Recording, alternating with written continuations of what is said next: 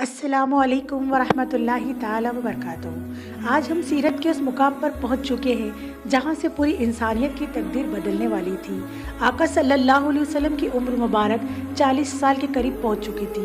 مکہ مکرمہ بیاپار کا ایک بڑا مرکز تھا، لیکن لوگوں کے دلوں سے توحید کی روشنی دور ہو چکی تھی۔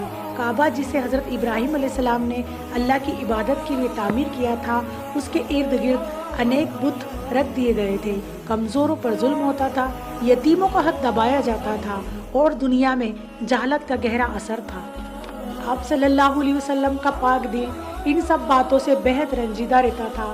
آپ صلی اللہ علیہ وسلم فطرتاً سچائی اور توحید سے محبت کرتے تھے، اسی وجہ سے آپ اکثر مکہ کی بھیڑ اور شور سے دور جبل نور میں واقع غار ہیرا میں تنہائی اختیار فرماتے۔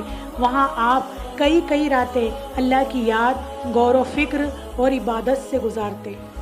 اس مبارک سفر میں ایک ہستی ایسی تھی جو ہر قدم پہ رسول اللہ صلی اللہ علیہ وسلم کے ساتھ کھڑی رہی، وہ تھی حضرت خدیجہ سلام اللہ علیہا۔ آپ صلی اللہ علیہ وسلم جب بھی غار ہیرا میں جانے کا ارادہ فرماتے، حضرت خدیجہ الکبریٰ اپنے مبارک ہاتھوں سے سفر کا سامان تیار کرتی، کھانے پینے کی ضرورت کو پورا کرتی اور بڑے ہی اطمینان اور محبت سے آپ صلی اللہ علیہ وسلم کو روانہ کرتی۔ لیکن سیدہ خدیجہ الکبریٰ سلام اللہ علیہا نے کبھی رسول پاک صلی اللہ علیہ وسلم سے یہ نہیں کہا کہ آپ اتنے دن کے لیے کیوں جا رہے ہیں، بلکہ ہمیشہ اس عمل کا ادب اور احترام کیا، اور یہی ایک نیک اور سمجھدار ہم سفر کی پہچان ہوتی ہے کہ دین کے راستے میں اپنے ہم سفر کا حوصلہ بڑھائے۔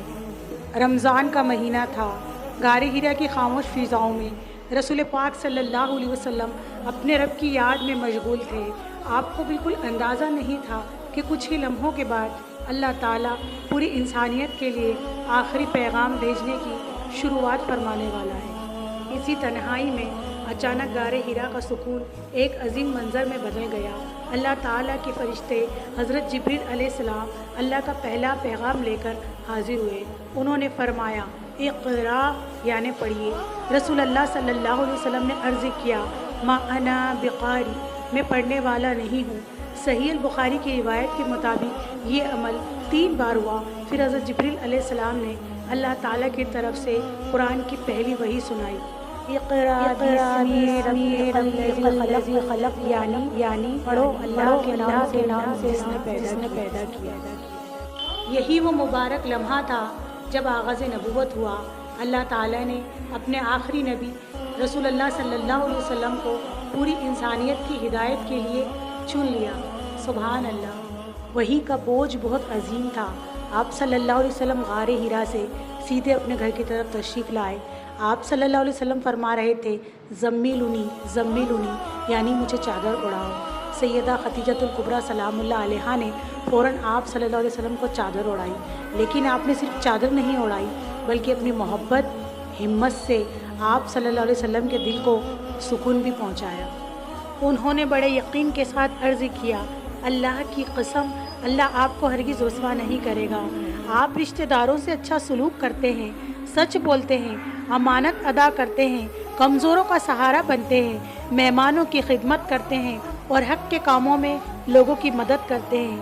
یہ الفاظ صرف ایک بیوی کے نہیں بلکہ ایک ایسی مومنہ کے تھے جس نے سب سے پہلے رسول اللہ صلی اللہ علیہ وسلم کی سچائی کی گواہی دی، اور جب سارے مکہ کے لوگ رسول اللہ صلی اللہ علیہ وسلم کا ساتھ چھوڑ چکے، آپ کے اعلان نبوت کو بھی قبول نہیں کیا، تب صرف سیدہ خدیجہ الکبریٰ سلام اللہ علیہا آپ رسول اللہ کے ساتھ کھڑی رہیں، پیسوں سے، جان سے، مال سے رات دن خدمت کی اور دین کی خاطر تکلیفیں اٹھائیں، پر رسول اللہ صلی اللہ علیہ وسلم کا ساتھ نہیں چھوڑا۔ اسی سچائی اور وفاداری کی وجہ سے اللہ تعالیٰ نے آپ کو سب سے پہلے مسلمہ بننے کا شرف عطا کیا۔ سبحان اللہ، اللہ تعالیٰ ہمیں سیدہ خدیجہ الکبریٰ سلام اللہ علیہا کی سیرت سے عشق مصطفیٰ، وفاداری اور دین کی تعلیم سیکھنے کی توفیق عطا فرمائے۔ اگلے ایپیسوڈ میں ہم سنیں گے کہ کیسے سیدہ خدیجہ الکبریٰ رسول اللہ صلی اللہ علیہ وسلم کو اپنے چچیرے بھائی ورقہ بن نوفل کے پاس لے کر گئیں، پھر انہوں نے رسول پاک صلی اللہ علیہ وسلم کی کیا فضیلت بتائی۔ انشاءاللہ جاری رہے گا اگلے ایپیسوڈ میں۔